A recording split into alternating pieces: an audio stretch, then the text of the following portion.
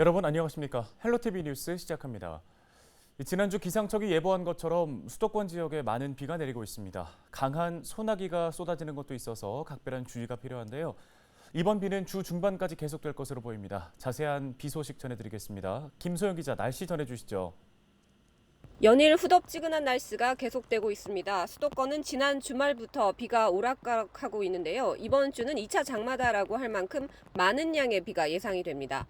8일 기상청은 정체전선의 영향으로 당분간 중부지방과 경북 북부를 중심으로 돌풍과 함께 천둥, 번개를 동반한 매우 많은 비가 내릴 것으로 전망하고 있다고 밝혔습니다.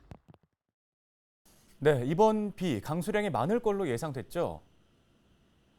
네, 그렇습니다. 9일까지 지역별 예상 강수량을 보면 서울과 경기도, 인천 등 수도권에 100에서 200mm, 많은 곳은 300mm 이상 내릴 것으로 예상됐는데요. 기상청은 이번 정체전선은 중부지방을 중심으로 남북으로 오르내리면서 영향을 주겠다며 남북으로 폭이 좁고 동서로 길게 형성된 비구름대가 유입되는 지역에서는 시간당 50에서 80mm의 매우 강한 비가 내리는 곳이 있겠다고 밝혔습니다. 네, 그럼 이렇게 강한 비가 언제까지 내릴 걸로 예상됩니까? 중부지방을 중심으로 주 중반까지 계속될 것으로 예상되고 있습니다. 이번 폭우는 찬 공기와 더운 공기가 강하게 충돌하면서 중북부 지방으로 비구름의 통로가 발달해 만들어졌습니다. 따라서 단시간에 강한 비가 집중되면서 산사태와 저지대 침수 등 호흡 피해가 발생할 가능성이 커 철저한 대비가 필요합니다.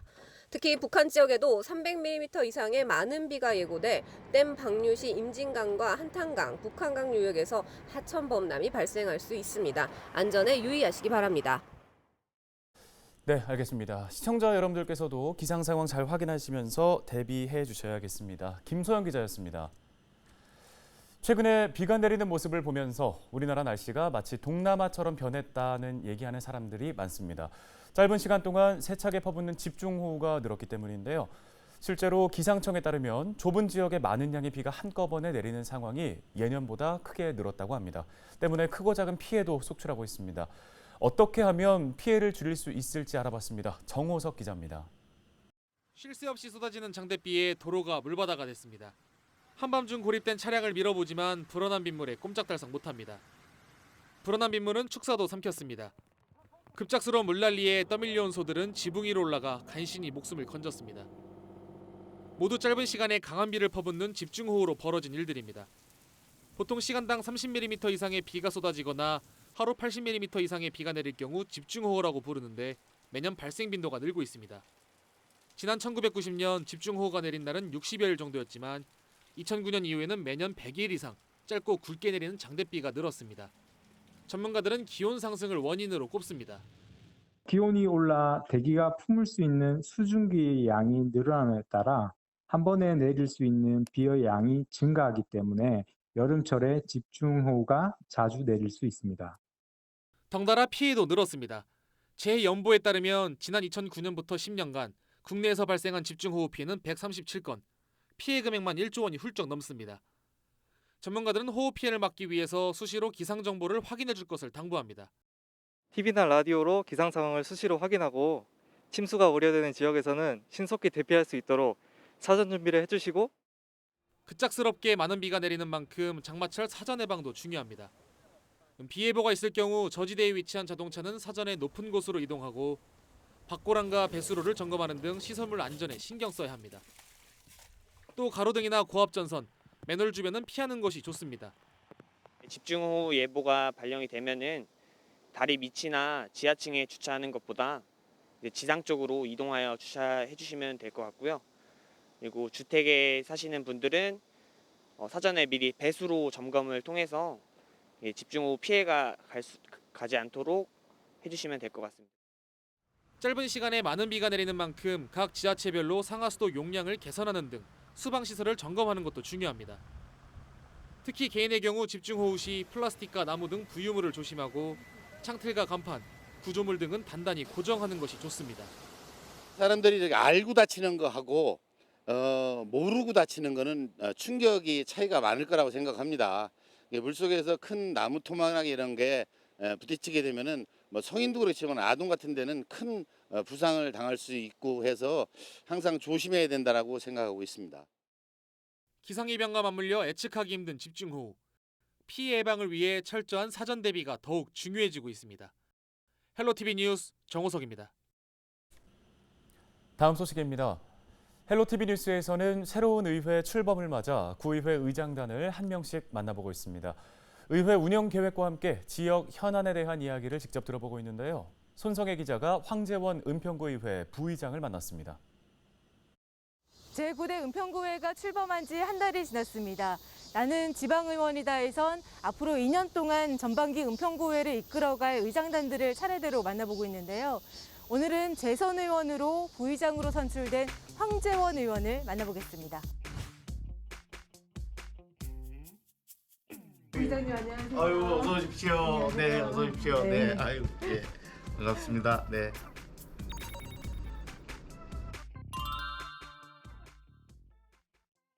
부족한 제가 부의장의 큰 역할을 맡았습니다.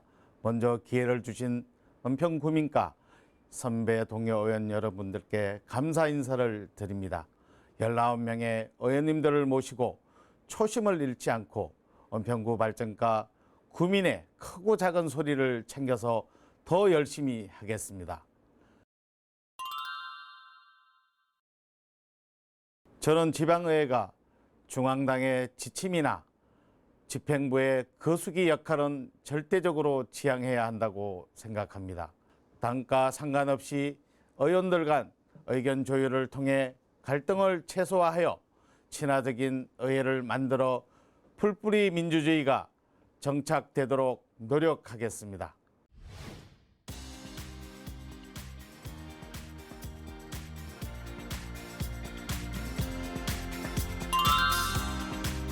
역촌동 동주민센터를 복합문화센터식으로 해서 우리 구민들이, 우리 동민들이 그 센터 자체를, 동주민센터를 아주 제대로 활용을 할 수 있는, 부총장님도 그 공약을 했더라고요. 그래서 이 역촌동 주민센터를 정말 제대로 해서 한 구민들이, 동민들이 원하는 그런 청사를 하나 짓고 싶은 게 제 꿈입니다. 지금 은평구만 해도 서울에서 6번째 노인 인구가 많습니다. 국가에서 복지 차원에서 내가 50이 있으면 50에 맞는, 100이 있으면 100이 낼 수 있는 분들을 그렇게 받아서 나머지는 국가에서 좀 보조를 해줘서 그분들이 노후에 정말 혼자 있는 분들은 또 같이 어울릴 수 있는 어르신들이 계시면 노후가 더 행복하게 삶을 살지 않을까라는 생각을 가져서 그 정책은 너무나 좋을 것 같습니다.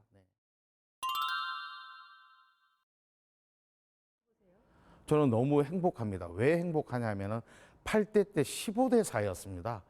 15대 4였는데도 나름대로 열심히 했지만은 지금 9대는 10대 9면은 서로 솔직히 구민들이 선택을 해주신 건데 얼마든지 우리 구민들을 위해서 좋은 안을 돌출시킬 수 있고 협치가 되면은 우리 구민들의 삶의 질이 높아질 수 있는 그런 길이 생기리라 생각을 합니다. 우리 구민들한테 어떤 민원이 들어왔을 때 거기에 따라 적극적인 대응을 해서 그 결과물이 나올 수 있게끔 하는 게 구의원의 책무라고 생각을 하고요. 그다음에 집행부와 잘된 일은 적극적으로 우리 의회에서 밀어서 더욱더 잘 되게끔 해야 하고 못된 일이라든가 우리 구민들의 혈세가 정말 무방비하게 낭비가 된다든가 이렇게 되었을 때는 그거를 가감히 우리 의회에서 제재를 하고 거기에 감시 감독을 할 수 있는 그런 일을 하겠습니다.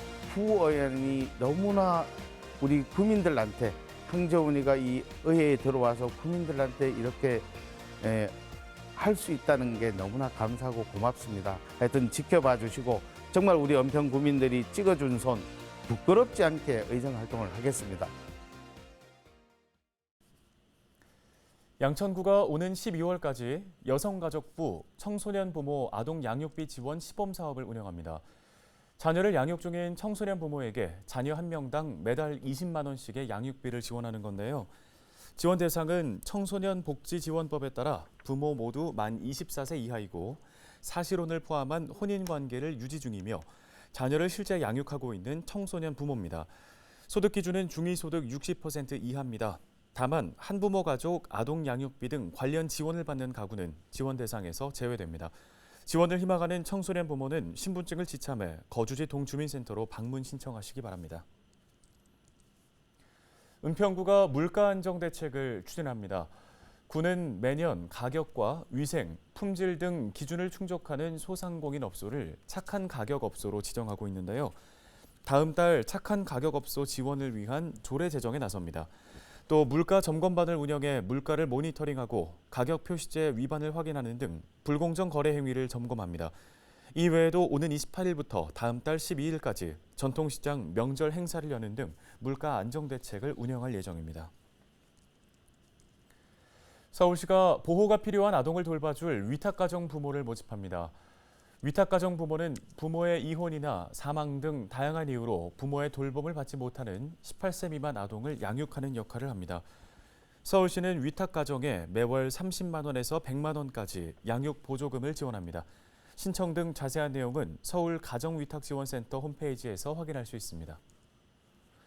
양천구가 오는 12일까지 양천 장독대 발효 아카데미 교육생을 모집합니다. 교육기간은 오는 30일부터 다음 달 29일까지로 신월보건지소 영양교실에서 모두 4회 진행됩니다. 교육생들은 발효장과 발효김치, 전통주 등을 직접 만들어 볼 수 있습니다. 뉴스 마치겠습니다. 함께해 주신 여러분 고맙습니다.